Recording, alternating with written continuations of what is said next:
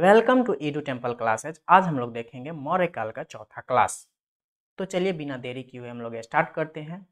घटोत्कच 290 ईसा पूर्व से 305 ईसा पूर्व किस वंश का शासक था? गुप्त वंश, कण्व वंश, शुंग वंश या फिर मौर्य वंश? इसका सही आंसर होगा ऑप्शन नंबर ए, गुप्त वंश। बढ़ते हैं आगे, देखेंगे व्याख्या।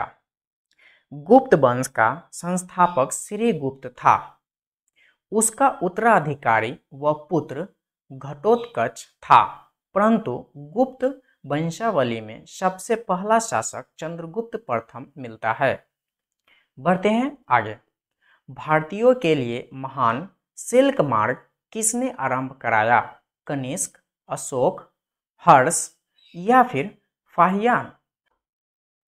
इसका सही आंसर होगा ऑप्शन नंबर ए, कनिष्क। बढ़ते हैं आगे, देखेंगे व्याख्या।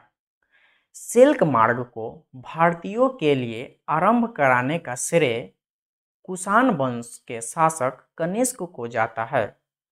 मध्य एशिया से गुजरने वाला व्यापारिक मार्ग जो चीन को रोमन साम्राज्य के पश्चिमी प्रांत से जोड़ता था। बढ़ते हैं आगे। किस वंश के शासक ने ब्राह्मणों और बौद्ध भिक्षुओं को कर मुक्त ग्राम देने की प्रथा रखी? सातवाहन, मौर्य, गुप्त या फिर चोल? इसका सही आंसर होगा ऑप्शन नंबर ए, सातवाहन।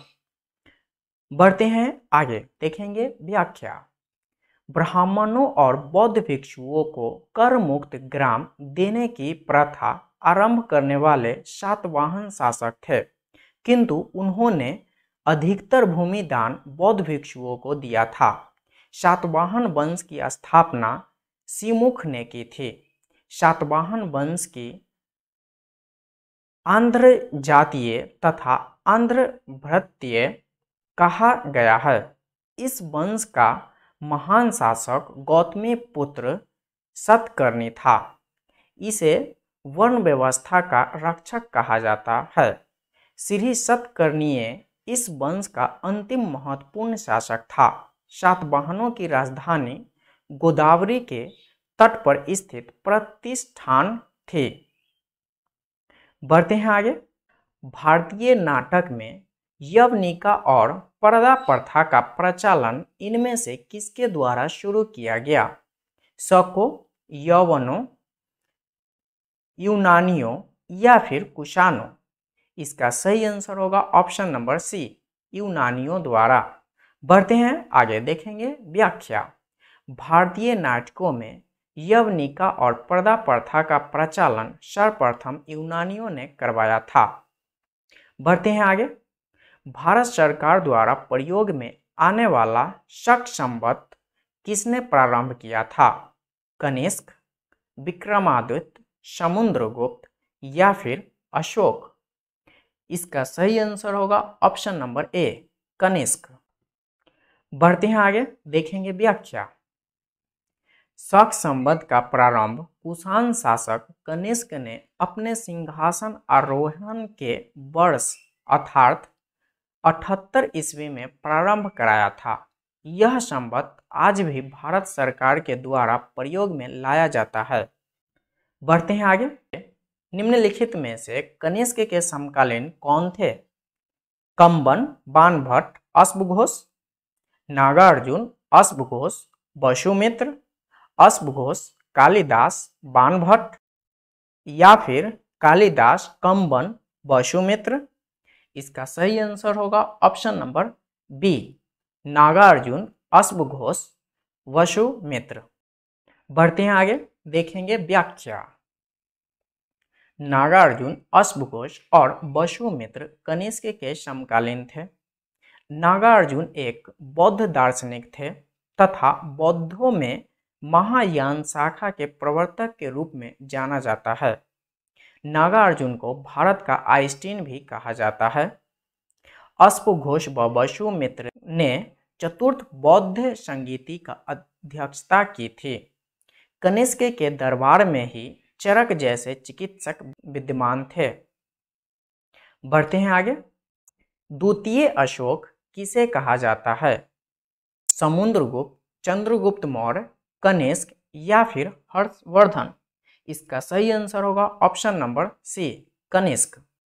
बढ़ते हैं आगे, देखेंगे व्याख्या। कनिष्क को कुशल प्रशासनिक व्यवस्था व कला के मुक्त हृदय से संपोषण एवं संरक्षण करने के कारण इतिहासकार कुषाण शासक कनिष्क को द्वितीय अशोक कहते हैं। बढ़ते हैं आगे, भारत में सोने के सिक्के सबसे पहले किसने चलाया? कुषाण, यूनान, शक या फिर पार्सियन? इसका सही आंसर होगा ऑप्शन नंबर बी, यूनान। बढ़ते हैं आगे, देखेंगे व्याख्या।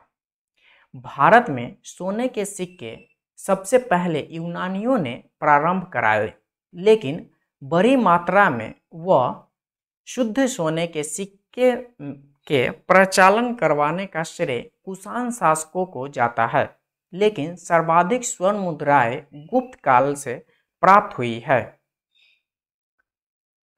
बढ़ते हैं आगे, कनिष्क की राजधानी थी फिरोजपुर, बनारस, इलाहाबाद या फिर सारनाथ? इसका सही आंसर होगा option number A, Firozpur.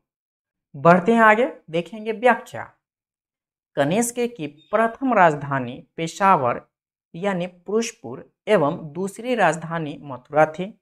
Kanishka ने कश्मीर को जीतकर वहां कनिष्कपुर नामक नगर बसाया था। बढ़ते हैं आगे, महान कुषाण शासक जिसने बौद्ध धर्म को अपनाया था? कुजाला, भीम, कनिष्क या फिर कनफ्यूशियस? इसका सही आंसर होगा ऑप्शन नंबर सी, कनिष्क। बढ़ते हैं आगे, देखेंगे व्याख्या। कनिष्क ने बौद्ध धर्म का मुक्त हृदय से संपोषण एवं संरक्षण किया था। इसके समय में कश्मीर के कुंडल वन एवं वसुमित्र की अध्यक्षता में चौथी बौद्ध संगीति हुई। इस संगीति ने बौद्ध ग्रंथों के ऊपर टीकाएं लिखी जो विभाषास्त्र कहलाती है। बौद्ध धर्म की महायान शाखा का अभय युद्ध और प्रचार कनिष्क के समय में हुआ। बढ़ते हैं आगे, किसके शासनकाल के दौरान गांधार कला अपने चरमोत्कर्ष पर पहुंच चुकी थी? हर्ष, अशोक, कनिष्क या फिर चंद्रगुप्त द्वितीय? इसका सही आंसर होगा ऑप्शन नंबर सी, कनिष्क। बढ़ते हैं आगे, देखेंगे व्याख्या। गांधार कला को कनिष्क ने बहुत संरक्षण दिया और कनिष्क के काल में गांधार कला अपने चरमोत्कर्ष पर पहुंच गई। भगवान बुद्ध की बहुत सी प्रतिमाएं हमें गांधार कला शैली से प्राप्त होती है। कुषाण शासक गांधार व मथुरा दोनों शैली के संरक्षण थे। बढ़ते हैं आगे, निम्न में से कौन सा शासक कुषाण वंश से संबंधित था? विक्रमादित्य, दंती दुर्ग, कदफिसेस प्रथम या फिर पुष्यमित्र? इसका सही आंसर होगा ऑप्शन नंबर सी, कदफिसेस प्रथम। बढ़ते हैं आगे, देखेंगे व्याख्या। कुषाण युची कबीलों से संबंधित था। कुषाणों का पहला राजवंश कदफिसेस कहलाता था।